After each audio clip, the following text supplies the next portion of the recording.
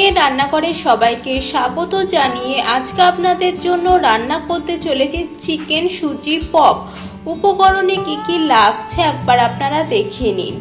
এখানে মাংসগুলোকে ছোট ছোট করে টুকরো করে কেটে রেখেছি আর জল দিয়ে ভালো করে ধুয়ে রেখেছি।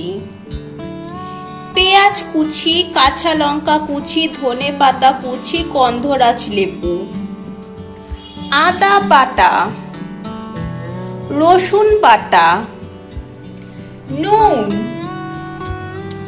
গোলমরিচের গুঁড়ো, ডিম, সুজি। একটা মিক্সিং জার নিয়েছি, এবার টুকরো করে কেটে রাখা মাংসগুলো দিয়ে দিচ্ছি।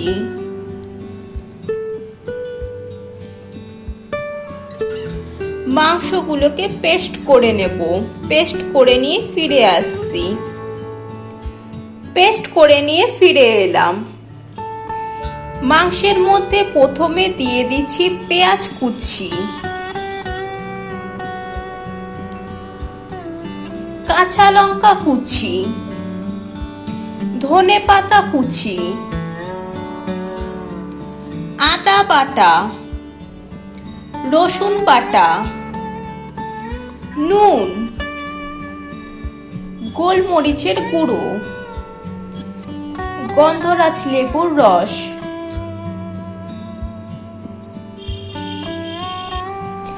এবার সবকিছুর সাথে মাংসটাকে মেখে নিচ্ছি।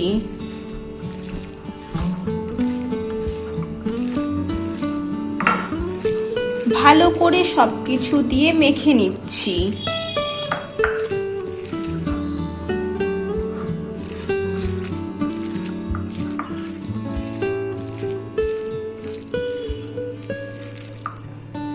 ডিমটাকে ফেটিয়ে নিয়েছি, এবার ডিমটা দিয়ে দিচ্ছি।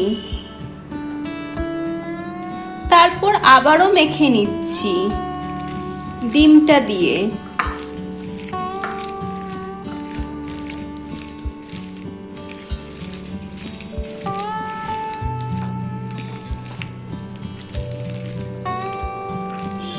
ভালো করে আবারও মেখে নিলাম।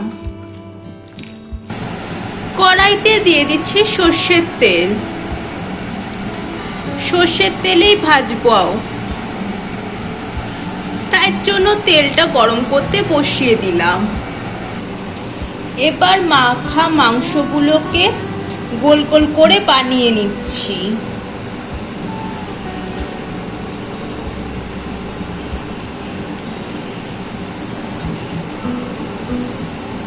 এভাবেই গোল গোল করে বানিয়ে নেব।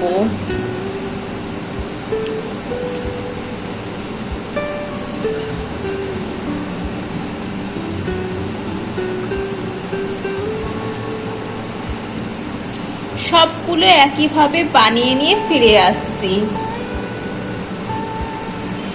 পপের গায়ে সুজিটা মেখে নিচ্ছি এপিট ওপিট করে।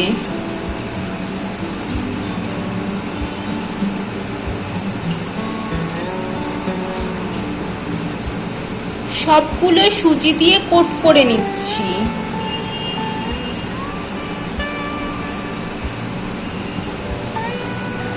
সর্ষের তেলটা গরম হয়ে গেছে, এবার পপগুলো একটা একটা করে দিয়ে দিচ্ছি।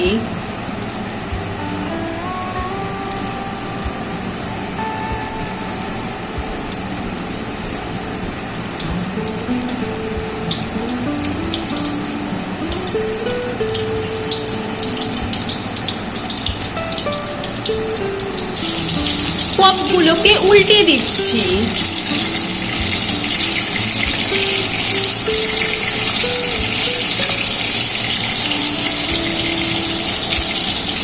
দুপিটে ভালো করে ভেজে নেব।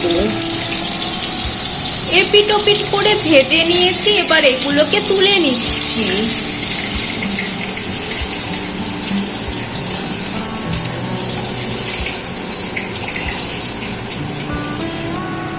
বাকি যেগুলো ছিল সেগুলো এখন ভাজার জন্য দিয়ে দিচ্ছি।